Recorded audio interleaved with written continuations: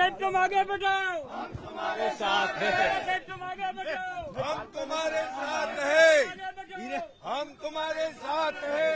રાજકોટના ઉમેદવાર એવા પુરુષોત્તમ રૂપાલા સુરત પહોંચ્યા છે પાટીદારોને રીઝવવા, ત્યારે સુરતમાં પણ રાજપૂત સમાજ દ્વારા તેમનો વિરોધ કરવામાં આવી રહ્યો છે। દ્રશ્ય સીધા જોઈ શકાય છે કે જે યુવાનો વિરોધ કરવા પહોંચ્યા છે તેઓની અટકાયત શરૂ કરી છે। કાળા વાવટા લઈને તેઓ પહોંચ્યા હતા। પુરુષોત્તમ રૂપાલા સુરતના મોટા વરાછા વિસ્તારમાં જે જગ્યા ઉપર સભા કરવાના હતા, પાટીદારોના ગઢમાં સભા કરવાના હતા, ત્યારે તેઓની અટકાયત શરૂ કરવામાં આવી છે। દ્રશ્ય સીધા જોઈ શકાય છે કે જે પ્રકારે પહોંચ્યા છે। આપણી સાથે શું કહેશો? આ લોકશાહી દબાવે આજે અહીંયા વિરોધ પ્રદર્શન કરી રહ્યા છે તો પણ અમને કરવા નથી દઈ રહ્યા। આ ગાંધી ચિંતામાં આંદોલન કરે છે તો પણ અમે સખત શબ્દોમાં વિરોધ કરીએ છીએ।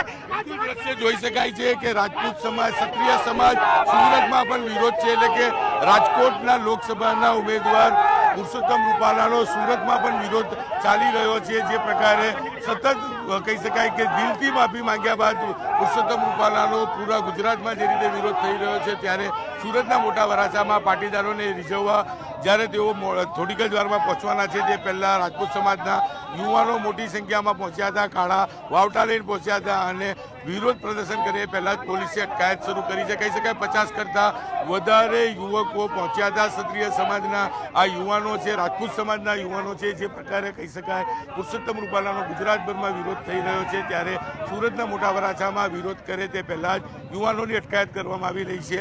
ઘણા બધા મિત્રો છે, આપણે વાત કરીશું। શાના માટે વાવટા બતાવો છો? શાના માટે ભાઈ વાવટા બતાવો છો? શાના માટે વાવટા બતાવો? અમારી બેન બેટીને અસ્મિતા ઉપર બેટી રોટીનો વ્યવહાર કર્યો છે, એટલે અમારો વિરોધ છે। કોઈની ક્ષત્રિય હોય, કોઈ બી 18 વર્ષની બેન બેટીને ઉપર ગલત ટિપ્પણી કરે એટલે અમારો વિરોધ છે।